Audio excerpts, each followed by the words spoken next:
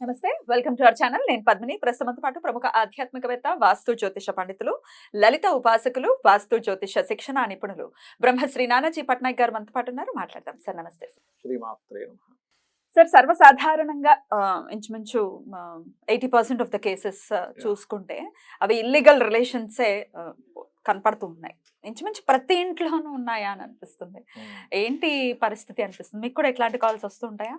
చాలా వస్తాయి. ఇప్పుడు నేను కొన్ని వందల వేల మందితో మాట్లాడాను ఈ విషయం మీద. Illegal cases. ఆ. రైట్. ఇక న్యూసుల్లో కొన్ని వైరల్ అయ్యే న్యూసులు కూడా ఈ మధ్య కాలంలో ఈ చందు అండ్ పవిత్ర Yeah. వాళ్ళిద్దరూ చనిపోవటం కూడా జరిగింది. సో ట్రాజడీనే మిగులుతుంది లాస్ట్ కి. అవును. ఈ ఇట్లాంటి ఇల్లీగల్ అనేవి. సో అసలు ఇట్లాంటి ఇల్లీగల్ గా పెట్టుకునేటటువంటి రిలేషన్స్ ఈ మధ్య ఇంత పేటరైపోవడానికి, లేకపోతే ఇంత రేషియో పెరిగిపోవడానికి గల కారణం ఏమై ఉండొచ్చు సార్? ఇక్కడ ఏం లేదమ్మా, ఇక్కడ 3 రకాల అంశాలు లోతుగా పరిశీలించి చెప్పాల్సిన అంశం ఇది. మీరు మాట్లాడినటువంటి చిన్న విషయం కాదు ఇది. ఒకటి, జాతక చక్రంలో ఉంటుంది ఇల్లీగల్ అఫైర్స్ పెట్టుకునేటువంటిది. అది ఎందుకు వస్తుంది ఏమిటి అంటే 12వ స్థానము అంటారు. శయా సౌఖ్య స్థానం కనుక పాపగ్రహ సంబంధాలతో పాడైనట్లయితే ఒకరితోనో కాకుండా డిఫరెంట్ రకరకాల వ్యక్తులతో అతను యొక్క శయా సౌఖ్యం అనేటువంటిది ఉంటుంది. దాన్ని ఇల్లీగల్ రిలేషన్షిప్స్ అంటారు. అదొకటి. రెండవది ఏంటంటే వాస్తుపరంగా దోషం ఉంటుంది. వాస్తుపరంగా ఎటువంటి దోషం ఉంటుంది అంటే ఉత్తర వాయువ్యము, ఉత్తరం సైడ్ ఉండే వాయువ్యానికి ఉత్తరానికి ఉత్తర వాయువ్యంలో కనుక తెలియక ఎవరైనా గుర్రం బొమ్మలు పెడితే, వాయువ్యంలో గుర్రం బొమ్మలు పెడితే ఫైనాన్షియల్ గ్రోత్ పెరుగుతుంది. బట్ నార్త్ లో పెడితే, నార్త్ లో కాదు, నార్త్ వెస్ట్ లో కనుక పెడితే అదేంటంటే పర్టికులర్ గా కోరికలు పెంచేటువంటిది. అది ఎందుకు ఆ స్థానాన్ని ఎప్పుడు వాడతారు అంటే, ఇప్పుడు కొంతమంది ఇళ్లలో చూడండి, భార్యాభర్తలు వివాహం చేసుకుంటారు కానీ కలవరు. నేను ఈ కేసులో ఒక చిన్న ఇది కూడా చెప్తాను. ఒక ఇంట్లో ఇట్లాగే వాళ్ళకి వివాహం అయింది. ఇద్దరూ మంచి, వాళ్ళలో ఎటువంటి నపుంసకత్వం లేదు, ఏమీ లేదు. కానీ వాళ్ళు కలిసేవారు కాదు 2 years అయినా కానీ. అప్పుడు నాకు వాళ్ళ మదరు చూపించింది నాకు, ఏమంటే ప్రాబ్లం ఇట్లా ఉంది అని. జాతకం చక్రం చూస్తే దోషమేం లేదు. కానీ వాళ్ళ ఇంట్లో చూస్తే వాళ్ళు ఎక్కడైతే ఈ స్థానం ఏదైతే ఉత్తర వాయువ్యం ఏదైతే ఉంటుందో అక్కడ పడుకుంటే వీళ్ళు ఆ కోరిక పుడుతుంది. నేను వెంటనే ఏం చేశానంటే వీళ్ళు పడుకునేటువంటి మంచాన్ని అటు జరిపించా. ఇక్కడ నుంచి ఇక్కడ పడుకోమని చెప్పండి, అక్కడ కొంచెం డిప్రెషన్ జోన్ ఉందని చెప్పండి. డిప్రెషన్ జోన్ లో పడుకుంటున్నారు తెలియదు. సో డిప్రెస్ లోనే ఉంటారు ఎప్పుడు కూడా, వాళ్ళ కోరికలు ఎవరినే ఉండవు. సో డిప్రెషన్ జోన్ నుంచి మంచాన్ని కోరికలు పుట్టేటువంటి స్థానం వైపు వేయించారు. అప్పుడు ఇమ్మీడియట్లీ వాళ్ళిద్దరి మధ్యన ఒక ఎఫెక్షన్ పెరిగి ఒక అబ్బాయి పుట్టడం జరిగింది. రైట్. ఇప్పుడు ఆ అబ్బాయికి 4.5 years దీని పరంగా. అదే స్థానం గనక కొంచెం ఓవర్ గా యాక్టివ్ అయింది అనుకోండి, అంటే ఎలా అంటే ఇప్పుడు చూడండి, మన బాడీలోనే లో బీపీ, ఈక్వల్ గా ఉండే బీపీ, హై బీపీ ఎట్లా ఉంటుందో గృహంలో కూడా ఒక్కొక్క జోను యాక్టివ్ అయిన దాన్ని బట్టి ఉంటుంది. ఇంకోటి, వాయువ్య స్థానంలో బాత్రూమ్స్ ఉన్నా కూడా ఇల్లీగల్ అఫైర్స్. నేను దీని గురించి కూడా కేసు చెప్పాలి. ఒక అద్దిల్లు ఉండేది నేను తెలిసిన ఒక ఇంటి దగ్గర.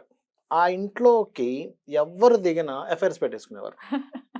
జాతకంతో ఇంకా పనిలేదు, సంబంధం లేకుండా. వాయువ్యంలో బాత్రూమ్ ఉంటాయి. వాయువ్యంలో బాత్రూమ్ ఉంటే చిన్న ఏజ్ లోనే లవ్ అఫైర్స్ వీళ్ళకి వెళ్ళిపోతారు, ఇల్లీగల్ అఫైర్స్ లోకి వెళ్ళిపోతారు. నాకు తెలిసి ఒక అమ్మాయి అసలు ఇంకా నిప్పు అనమాట. అసలు ఇంకా అమ్మాయి అసలు నిప్పు అంటే ఇంకా నిప్పు. అలాంటి అమ్మాయి కూడా ఆ ఇంట్లో కాపురం పెట్టిన వెళ్ళంగానే మారిపోయింది. నీళ్లు జల్లేసారు నిప్పు. బికాస్ ఆఫ్ వాస్తు యొక్క ప్రభావం ఉంటుంది. 100% ఉంటుంది. బాత్రూమ్స్ ఉంటున్నాయి కాబట్టి ఈ విషయంలో జాగ్రత్త తీసుకోవాలి. ఒకవేళ అక్కడ ఏదైనా బాత్రూమ్ ఉంటే స్టీల్, మన అల్యూమినియం పట్టీతో దాన్ని బ్లాక్ చేయొచ్చు, లేదా ఐరన్ పట్టీతో బ్లాక్ చేయొచ్చు. బట్ ఇట్స్ డిపెండ్ ఆన్ అది ఎన్ని డిగ్రీలు టిల్ట్ అయింది అనే దాని మీద ఉంటుంది. రైట్. అయితే ఇది ఆస్ట్రాలజీ అండ్ వాస్తుపరంగా ఉండేవి. జనరల్గా అసలు ఎందుకు జరుగుతుంది అనేటువంటి దాన్ని మనం లోతుగా పరిశీలన చేయాల్సిన పరిస్థితి ఉంటుంది. ఫస్ట్ ఆఫ్ ఆల్ ఏంటంటే అమ్మ, ఇప్పుడు అన్ని న్యూక్లియర్ ఫ్యామిలీస్. ఒకప్పుడు ఏంటి, ఇంట్లో అమ్మ నాన్న లేదా పెదనాన్నో పెద్దమ్మో ఇంట్లో పెద్దవాళ్ళు ఉండేవారు. ఏదైనా ఒక తప్పు జరిగితే భార్య ఇంట్లో వాళ్ళకి చెప్తే ఇంట్లో వాళ్ళ ముందు, అందరి ముందు పరుగు పోతుంది. ఉమ్మడి కుటుంబంలో ఆ భయం అనేటువంటిది ఉండేది. ఇప్పుడు ఆ భయం లేదు. ఎవరు చెప్పుకుంటావు? న్యూక్లియర్ ఫ్యామిలీ ఎవరన్నా ఆపేవారు? మెయిన్ గా ఇల్లీగల్ అఫైర్స్ అనే కాదు, మందు కొట్టడం కూడా. డ్రింకింగ్ చేస్తున్నారంటే కూడా ఇంట్లో వాళ్ళకి భయం ఉండేది ఒకప్పుడు. అమ్మో, నేను డ్రింక్ చేసి ఇంటికి ఎలా వెళ్తాను, స్మెల్ వస్తుంది, నాన్నగారు చూస్తారేమో, అమ్మ చూస్తుందేమో, బాధపడుతుందేమో, ఏమైనా అంటారేమో, భయం ఉండేది. ఇప్పుడు లేదు కదా. స్మోకింగ్ కానీ, డ్రింకింగ్ కానీ, ముఖ్యంగా మనం ఇప్పుడు మాట్లాడుకుంటున్నటువంటి అఫైర్స్ కానీ, ఫస్ట్ నన్నెవరో ఏదైనా అంటారేమో, నన్ను క్వెషన్ చేస్తారేమో, నేను ఒకరి ముందు భయపడాలనేటువంటి ఆ జోను పోయింది ఫస్ట్. Point number 1. రెండవది ఏమిటవుతుంది అంటే ఓపికలు లేవు. అంటే ఒక మనిషి అర్థం చేసుకోవడానికి ఒక సమ్ టైం పడుతుంది వివాహం అయినప్పటి నుంచి కూడా. వెంటనే సినిమాల్లో చూపించినట్టు వెంటనే కలిసిపోయి హడావిడి ఒక సాంగ్ డ్యూయట్ వేసేసుకోవడం, హడావిడి ఏమి ఉండదు నిజ జీవితంలో. చాలా టైం పడుతుంది. It takes time. స్లోగా టైం పడుతుంది. ఈ టైం పడుతున్న ప్రాసెస్లో జనరల్గా కొన్ని విషయాలు ఉంటాయి మనిషికి. ఏమిటది అంటే అందరూ నువ్వు అనుకున్నట్టుగా ఉండరు. ఎవరి వాళ్ళ యొక్క జాతకంలో ఉండే పంచమ భావం కావచ్చు, లగ్నం కావచ్చు, ఎవరికి వాళ్ళు డిఫరెంట్ క్యారెక్టర్స్ ఉంటాయి. ఆ క్యారెక్టర్ నువ్వు అర్థం చేసుకోగలగాలి. ఒక చిన్న చిలకని తెచ్చుకుంటేనే దాని గురించి మొత్తం గూగుల్ మొత్తం వెతుకుతాం. అదేం తింటుంది, అదేం చేస్తుంది, దాన్ని ఎలా హ్యాండిల్ చేయాలి, దానికి ఎలా మాట్లాడాలి, అది అలిగినట్టు ఎప్పుడు కనిపిస్తుంది, కోపంగా ఉన్నప్పుడు ఎప్పుడు కనిపిస్తుంది, ఒక పెద్ద మెనూ చదువుతాం. మరొక మనిషిని వివాహం చేసుకున్నప్పుడు ఒక స్త్రీ యొక్క తత్వం పురుషుడికి అర్థం అవ్వనంతసేపు, ఒక పురుషుడి యొక్క తత్వం స్త్రీకి అర్థం అవ్వనంతసేపు గొడవలు, ఎడబాట్లు, ఇల్లీగల్ అఫైర్స్ జరుగుతూ ఉంటాయి. ఇంకోటి ఏంటంటే అసలు ఎందుకు జరుగుతున్నాయనే దాని మీద నేను కొన్ని వందల వేల మందితో మాట్లాడిన తర్వాత నాకు అర్థమైన విషయం ఏంటంటే, పాయింట్ నెంబర్ 1, మనం ఇందాక చెప్పుకున్నట్టుగా జాతక చక్రంలో ఉండే దోషము అండ్ వాస్తు దోషాలు దాని ప్రభావం చూపిస్తాయంటే వాళ్ళ జన్మజాతకంలో ఉన్నటువంటి దాన్ని కొంచెం ఎన్హాన్స్ చేస్తాయి. అయితే ఇక్కడ ఎలా అంటే ఒక వ్యక్తి ఆ దాంట్లోకి వెళ్తున్నాడు, ఎవరితోనైనా ఆకర్షితం అవుతున్నాడు అంటే వెరీ సింపుల్. ఈ వ్యక్తి ఇంట్లో లోపించడం అనేది ఒక 50% అయితే ఇతనికి అలాంటి ఆలోచనలు ఉండడం రెండు ఉంటాయి. ఆ ఆలోచనలు ఇంప్లిమెంట్ అయిన తర్వాత దానివల్ల పెద్ద ప్రమాదం ఏముండదు, మహా అంటే ఏమవుతుంది అనేటువంటి ధోరణిలోకి వెళ్ళిపోవడం. ఇప్పుడు సింపుల్ అమ్మా, ఇప్పుడు ఎవరైనా గన్ పట్టుకొని తిరుగుతారు రోడ్డు మీద, ఇక్కడ పట్టుకొని తిరిగితే వెంటనే లోపలేస్తారు. దాని పరిణామం చాలా పెద్దగా ఉంటుంది. అంటే ఇటువంటిది నేను చేసిన తర్వాత దీని పరిమాణం చాలా పెద్దగా ఉంటుంది అన్నప్పుడేమో అది చెయ్యడు. ఏమవుతుందిలే, సరే వదిలేస్తాను, అంతగా పెద్ద గొడవ అయితే నేను డివోర్స్ ఇచ్చేసి ఇంకో పెళ్లి చేసుకుంటాను అనే దగ్గరికి వెళ్ళిపోయింది మనిషి యొక్క ఆలోచన విధానం. అంత ఈజీగా ఎలా తీసుకోగలుగుతున్నారు? ఎందుకు ఈజీగా తీసుకోగలుగుతున్నాను? డివోర్స్ శాతం ఎప్పుడైతే పెరిగిందో నేను వదిలేస్తాను, ఏముంది. ఇప్పుడు ఈ ఒక్క విషయం అని కాదు, ఇప్పుడు జాబ్స్ విషయంలో అలాగే అయింది. ఒక మనిషి ఎక్కడైనా జాయిన్ అయితే ఏదైనా చిన్న తేడా వస్తే వదిలేసి ఇంకో దగ్గరికి వెళ్ళిపోతా. ఎక్కడ ఆగుతాడు ఇంకా మనిషి? అదే ఎక్కడ ఆ ధోరణి అనేది జాబ్ కానీ, వివాహం కానీ, ఒక ఫ్రెండ్షిప్ కానీ, ఒక బిజినెస్ కానీ, ఒకరితో అన్యాయంగా ఉండడం కానీ ఇవి లేవు. ఇవి తగ్గుతున్నాయి. ఎందుకు తగ్గుతున్నాయి అంటే ఇవన్నీ కూడా ఎక్కడ మనకు కనబడతాయంటే మన రామాయణ మహాభారతాల్లో కనబడతాయి. వీటిని ఎప్పుడైతే మనం వినడం లేదో, సరిగ్గా అర్థం చేసుకోవట్లేదో, పిల్లలకి చెప్పట్లేదో, దాన్ని జీర్ణం చేసుకోవట్లేదో మనకి ఈ యొక్క ఇది ప్రారంభం అవుతుంటుంది. రెండవది కలి యొక్క ప్రభావం. అయితే అది కూడా అయితే ఇక్కడ పర్టికులర్గా అసలు ఎందుకు పెట్టుకుంటారు అనేటువంటి దాన్ని క్లియర్గా అర్థం చేసుకుంటే, చిన్న చిన్న విషయాల్ని భార్యాభర్త గనక పెద్దగా చూపించడం మొదలుపెట్టినప్పటి నుంచి పెట్టుకోవడం జరుగుతుంది. ఎలా అంటమ్మా, ఇప్పుడు ఒక పురుషుడికి ఇంట్లో ఉండే స్త్రీ ప్రతి చిన్న విషయాన్ని ఎత్తి చూపిస్తూ ఉంది. వెంటనే ఒక పెద్ద విషయానికి ఎవరు ఫీల్ అవ్వరు, గుర్తుపెట్టుకోండి.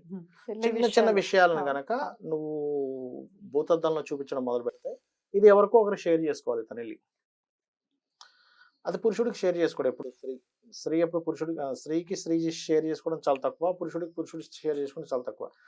ఆపోజిట్ జెండర్కే షేర్ చేసుకుంటారు. ఇలాగా వాళ్ళ ఇంట్లోనే వీళ్ళ ఇంట్లోనే సేమ్ ప్రాబ్లం ఫేస్ చేస్తున్న వాళ్ళు ఎవరైనా ఇద్దరు కనెక్ట్ అయ్యారనుకోండి, వాళ్ళు కనెక్ట్ అయిపోతారు తొందరగా. అవునా, మీ ఇంట్లో అలా చేస్తున్నా మీ భార్య, మా హస్బెండ్ కూడా ఇంతే. ఇంక వీళ్ళిద్దరూ ప్రారంభిస్తారు చెప్పుకోవడం.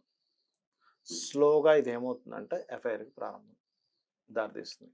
అంటే ఇక్కడ ఏంటంటే ప్రాబ్లమ్ ఈజ్ సిమిలర్ కాబట్టి, వాళ్ళు మనల్ని ఇబ్బంది పెడుతున్నారు కాబట్టి వాళ్ళని మనం మోసం చేయడంలో ఎటువంటి తప్పు లేదు అనేది మైండ్లోకి వెళ్తుంది క్లియర్గా. ఇది ఒక ధోరణి అయితే, రెండవది ఏంటంటే ఇది ఒక ప్యాటర్న్. ఏది ఇలాగ ఎఫ్ఐఆర్ పెట్టుకోవడం, ఇది ఒక జీవితకాలం నడుస్తున్నట్టుగా అలా నడవడం, ఇది ఒక ప్యాటర్న్. ఇలా రకరకాల ప్యాటర్న్స్ ఉంటాయి, చెప్తాను చూడండి మీకు. ఇప్పుడు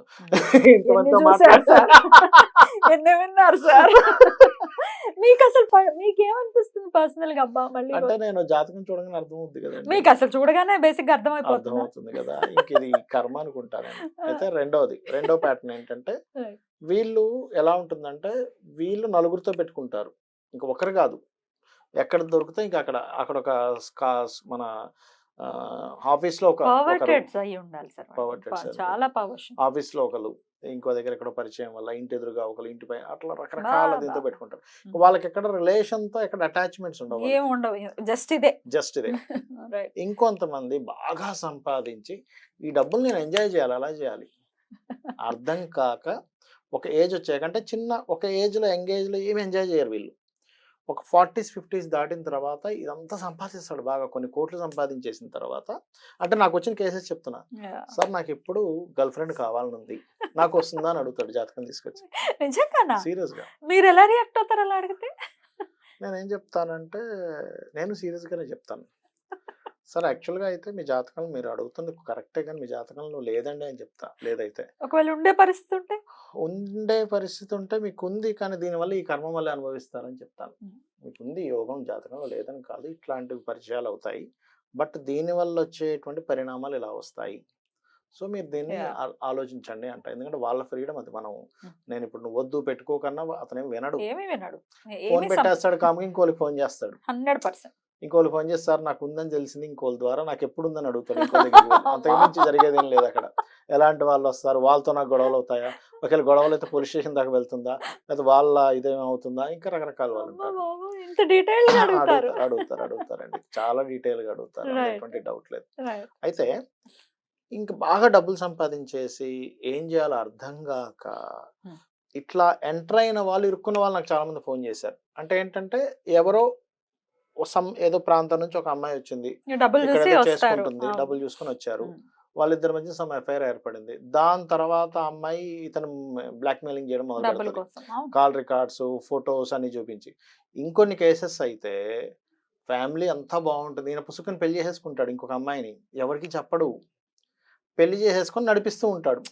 ఆమె వన్ ఫైన్ మార్నింగ్ ఏం చేస్తుందంటే, నేను నాకు ఇప్పుడు ఇన్ని కోట్లు ఇవ్వ, లేకపోతే నేను బయట పెడతా అంటది. అసలు ఎన్ని కేసెస్ అంటారండి, మీరు నమ్మరు. ఎట్లా సార్ ఇట్లాంటి టిపికల్ కేసెస్ ని మీరు ఎట్లా డీల్ చేస్తారు? నేను ఏం ఒకటే చెప్తారు చెప్తాను, వాళ్ళు? మీరు దేని గురించి అయితే ఆశపడ్డారో దానికి మూల్యం ఇది, చెల్లించవలసింది. చెల్లించవలసిందే, అందులో ఎటువంటి డౌట్ లేదు, చెల్లించాల్సిందే అని చెప్తా. ఉమ్. చెల్లించాలి. లేదు మీరు ఇప్పుడు మొత్తం డౌన్ స్టేజ్కి వచ్చేసారు, తెగించాలి. ఇంకా నువ్వేం చేసుకుంటావు చేసుకోని, ఇంకా నీ దగ్గర డబ్బులు లేవు అనుకో, ఇంకేం చేస్తాడు? ఏం చేస్తావు? తూర్పు తిరుగుతాడు. అంటే నేను అనేది ఏంటంటే, ఇంకా నువ్వు ఏదైనా ఒక కర్మ చేసినప్పుడు దాని ఫలితం వస్తుంది. ఆ ఫలితానికి కూడా నువ్వు రెడీగా ఉన్నావా అని అడుగుతాను. నన్ను ఇట్లాంటి క్వశ్చన్స్ అడిగినప్పుడు, Right. బాబు నువ్వు కరెక్టే, నీలో ఒక కోరిక పుట్టింది, దీనికి మరి దీని ఫలితం ఇది, దీనికి నువ్వు రెడీగా ఉన్నావా? Right. దీనికి రెడీగా ఉండేటట్టయితే నువ్వు వెళ్ళు, నేనేం చెప్పేది ఏం లేదు అక్కడ అని చెప్తా. Correct sir. రకరకాల ఆస్పెక్ట్స్ ప్లే చేస్తున్నాయి Yeah. ఇట్లాంటి ఇల్లీగల్ అఫైర్స్ Yeah, పెట్టుకోవడానికి. yeah. అది మానసిక పరిస్థితి అనుకోవచ్చు, మీరు చెప్పినట్టుగా వాస్తు అనుకోవచ్చు, జ్యోతిషం అనుకోవచ్చు, ఏదైనా అనుకోవచ్చు. మరి ఒకవేళ మనసు అదుపు తప్పే కదా ఇట్లాంటి పనులు చేస్తున్నారు.